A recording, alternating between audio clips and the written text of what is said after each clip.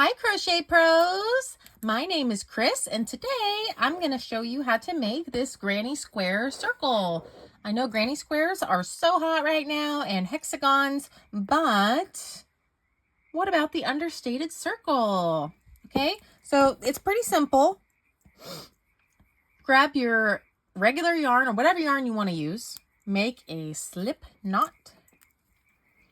Grab your hook. I'm using a 6mm, but it really don't matter. Just whatever you want for, your tension or the look that you're shooting for. Crochet has no rules, just suggestions. Let's chain 6. 1, 2, 3, 4, 5, 6. We're going to slip stitch into this first one that we made to form a ring. Chain 3. This chain 3 counts as your first double crochet. Create a double crochet into the ring. So if that first chain 3 counts as a double crochet and then we just added one, what we have is 2 double crochets. Okay? Chain 1. We're going to add 8 more groupings of 2 in the ring around. So we're going to do 1 double crochet, another double crochet, and chain 1. So now we have 2 groupings of double crochets. 1, 2. We're going to make 8 total. Okay? Double crochet, another double crochet, and chain 1. So now we have 3 groupings of double crochets separated by a chain 1. Continue your groupings of 2 double crochets separated by a chain 1 until you have 8 all the way around. Okay, I've done my 8. So that counts as 1. I've done 8 of those around, or in other words, 16 double crochets, every 2 separated by a chain 1. So I just did my last double crochet. I'm going to add that one more chain 1 so that I can have that chain 1 separation between this one and our starting chain.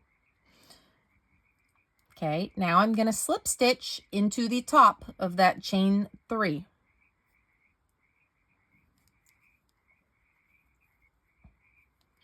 So now your chain 3 and your first double crochet count as your first pair, and we have separated 1 chain before we have our last 2. That's the end of round 1. Now, if you wanted to change colors, this would be a good time to do it. And you're going to tie on your next color anywhere in that chain 1 space between those 2. But I'm not going to change colors, so I'm going to teach you how to keep going without changing color. In this next stitch of that first true double crochet we made, we're going to slip stitch. Okay, add 1 more slip stitch into this first space. Now what that did is we were over here, right? And then we just slip stitched over here. That moved our cursor. So like if you think of a computer cursor, it kind of demarcates where you're going to start typing or working. I moved my cursor into that first space where we're going to start working for our round 2. Okay? Now, for this next round, we're going to chain 3. That counts as a double crochet. Add 2 more double crochets into the same space. So there's 1, 2. Okay, so the first round we had 2 double crochets together. This round we're going to have 3 double crochets together, separated by a chain 1. We're going to repeat that all the way around. So in our next space, so 2 over, we're going to do a cluster of 3 double crochets. 1, 2, 3, and then chain 1. Okay, next chain 1 space right here, add 3 more. Continue that all the way around. Okay, I just did my last cluster of 3. I'm going to chain 1 and I'm going to slip stitch into the top of my starting chain 3 to complete the round. Now, while I'm at it, I'm going to get rid of the string that I have on the back because I don't need it. When I first started crocheting into my ring, I was going over this ring, like crocheting over it. So it's actually weaved in. So I'm just going to snip that off just to clean things up a little bit. All right, last round here, we're going to start the same way. So I'm going to slip stitch over into that first space to move my cursor so I can begin in here. Chain 3. Now this round, we're going to insert 5 double crochets. But my first starting chain of 3 counts as 1. So for this first cluster, I'm only going to put 4 double crochets because that makes 5 total with the chain 3. Chain 1. Insert 5 double crochets into the next space. 1, 2, 3, 4, 5, and repeat that around. Okay, I just did my last cluster of 5 and chain 1. Now I've got a slip stitch into that top chain 3. I'm just going to loosen that back bump to make it easier to get into. Okay, slip stitch into that top chain 3. And she's done. So I'm going to cut that off. Pull out your yarn. Tighten this loop. Now, how do we get rid of this end here?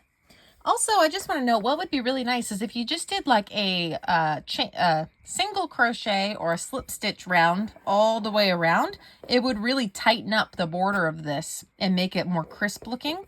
It's optional, of course, as is everything in crochet. So I'm just going to show you how I finish this off when I have a round like this to make it look a little bit nicer. I'm going to get this yarn through this hook. I'm going to lick it. Don't tell anyone I'm licking it. Unsanitary. Oh no. Okay. I'm going to go back. Let's do this one. This guy right here. I'm going to go through both loops. Pull it through. And then I'm going to go forward here. And I'm going to push this straight down. Out the back again.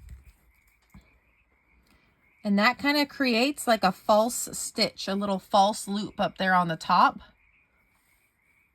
See that? And it puts your string in the back to now where I'm going to continue to just weave it in, which I'm going to put it down this post here.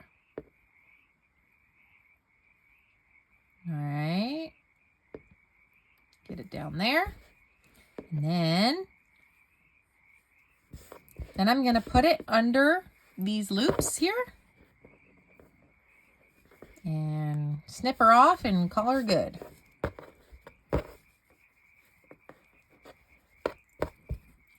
All right. And that's it. That's all she wrote. I used a bigger hook with this one. I used the same exact yarn. I just used a bigger hook. This one was a 6mm. I think this was probably a 5.5. Okay. What do you think? Let me know. Drop me a comment if you use this for anything. I love to know what you guys are doing with this stuff. And until next time, bye.